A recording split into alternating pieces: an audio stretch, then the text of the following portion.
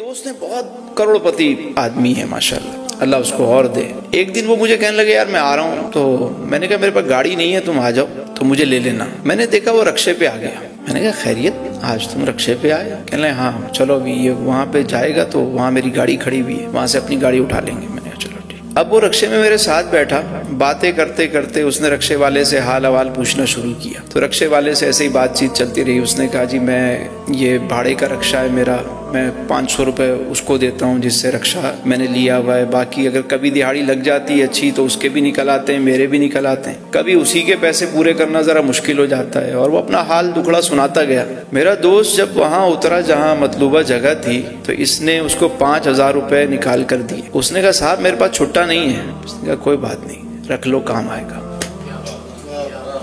ہم بیٹھے گاڑی میں، کہنے لگا یار میں کبھی کبھی نا جان بوجھ کے رکشے پہ اس لیے جاتا ہوں کہ مجھے اگر کوئی صحیح بندہ نظر آتا ہے تو میں اس کی مدد کر دیتا ہوں۔